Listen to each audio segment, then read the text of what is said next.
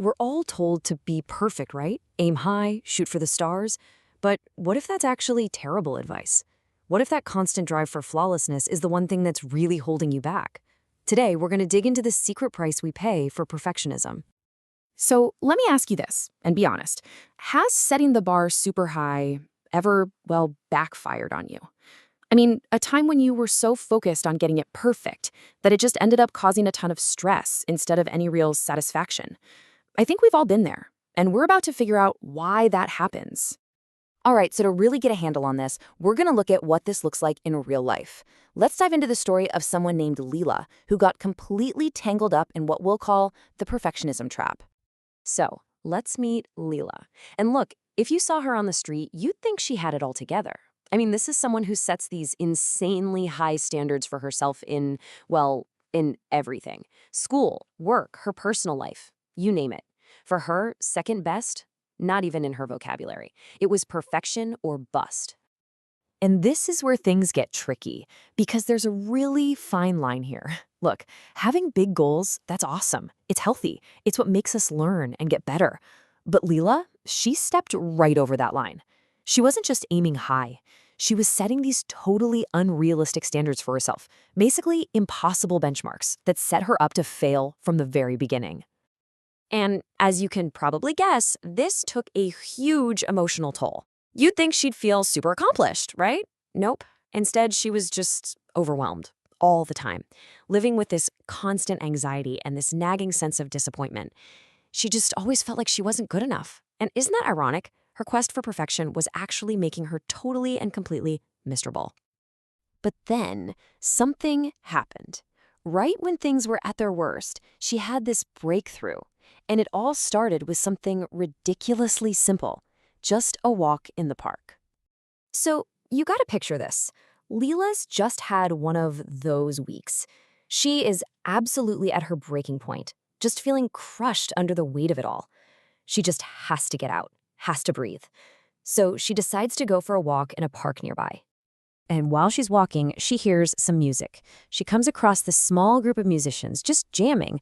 And they're not perfect, not by a long shot. They're hitting wrong notes, they're a little off-key, but they're laughing about it. They're just having so much fun. And that's when it clicks for her. Their joy had absolutely nothing to do with being perfect. It was all about the passion, the connection, the simple act of doing something they loved together. And bam, that was it, her big aha moment. She suddenly realized that her obsession with being perfect, with reaching this flawless future, it was literally stealing all the joy from her life right now. She was so focused on the destination that she was completely missing the journey. Now, this wasn't just some passing thought she had. No way.